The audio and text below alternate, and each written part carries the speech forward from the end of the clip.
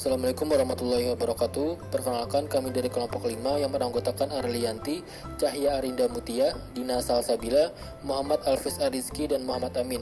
Di sini kami akan mempresentasikan mengenai uji coba produk AAC kami yang bernama Pentol Mochi. Adapun dosen pengampu pada mata kuliah ini adalah Dewi Kasari Kusumastuti MPD.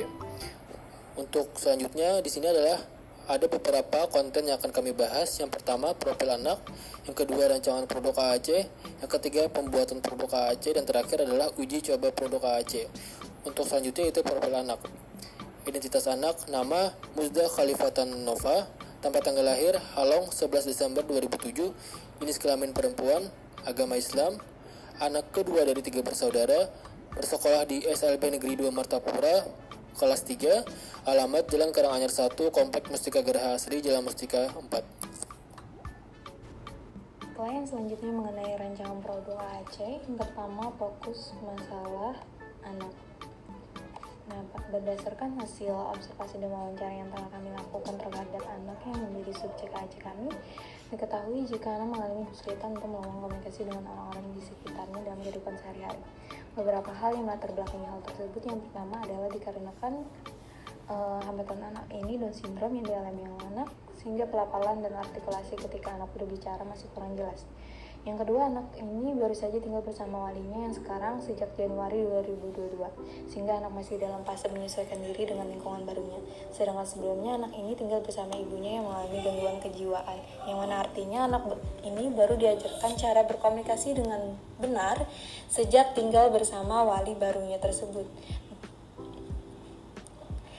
Nah, salah satu aspek yang dirasa penting dalam pengembangan AAC untuk anak adalah aspek kegiatan sehari-harinya.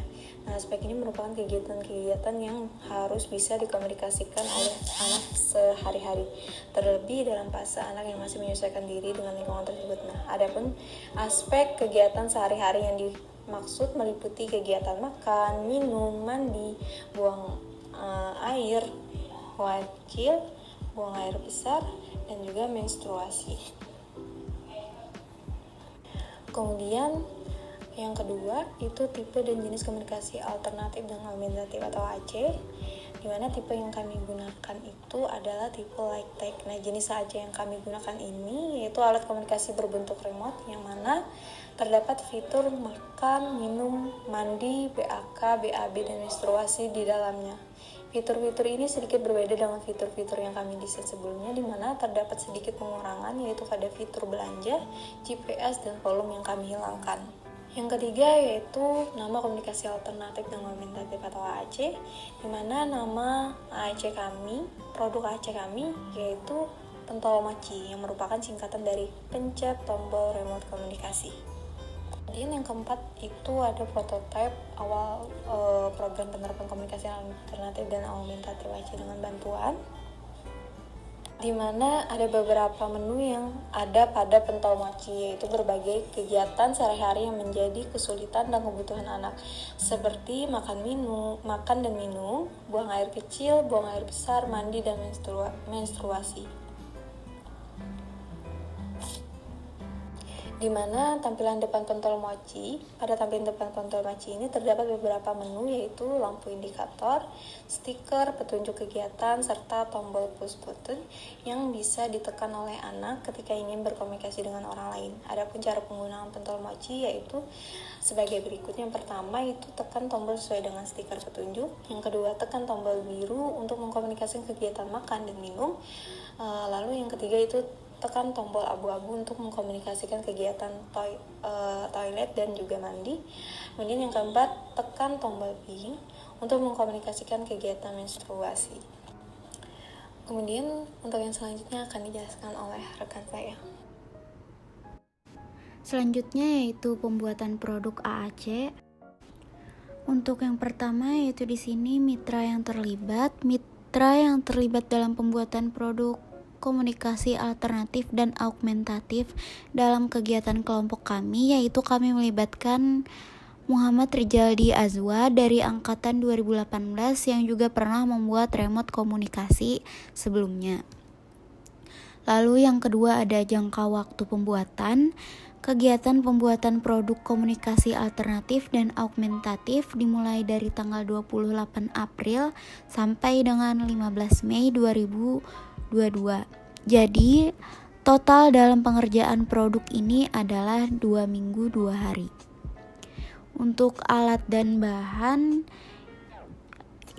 ada alat, yaitu yang pertama remote TV yang tidak terpakai, kedua solder, ketiga timah, keempat obeng, yang kelima cutter, yang keenam tang, yang ketujuh lem tembak, dan yang kedelapan ampere meter. Untuk bahannya, lem Alteco, baterai, cat semprot, alarm bell buzzer, lampu kecil, push button, layar, piezo active buzzer, korek api, dan stiker. Yang keempat yaitu ada alur pembuatan produk AAC. Yang pertama, melakukan kegiatan persiapan, menyiapkan alat dan bahan, dan mencari mitra untuk bisa diajak bekerja sama. Lalu yang kedua, kegiatan pelaksanaan. Kegiatan pelaksanaan ini pembuatan produk AAC. Setelah menyiapkan alat dan bahan itu melakukan pembuatan langkah-langkah AAC. Selanjutnya yaitu visualisasi akhir produk AAC. Produk yang diberikan kepada anak dapat dikalungkan dan dibawa kemana-mana oleh anak yang memiliki stiker sesuai dengan kebutuhan anak dan memiliki tombol yang ketika dipencet anak sesuai dengan warnanya maka akan mengungkapkan apa yang diinginkan anak. Contohnya seperti anak memencet tombol warna merah, maka itu adalah artinya menstruasi. Tombol warna biru itu artinya makan dan minum, dan tombol yang hijau artinya untuk ke toilet. Dan yang selanjutnya akan dijelaskan oleh teman saya. Pada bagian selanjutnya adalah anggaran biaya pembuatan produk AAC kami, di mana untuk biaya pembuatan produknya sendiri untuk owner mitranya kami menghabiskan Rp0. Kemudian untuk biaya untuk membeli alat bahan untuk membuat produk AAC ini kami total menghabiskan 349.500,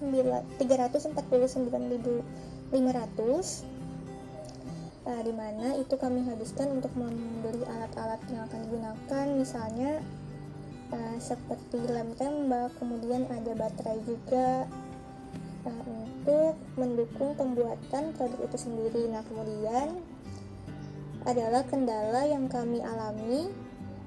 Jadi kendala kami itu adalah kendala dalam mencari mitra yang dapat membuatkan remote komunikasi yang kami minta.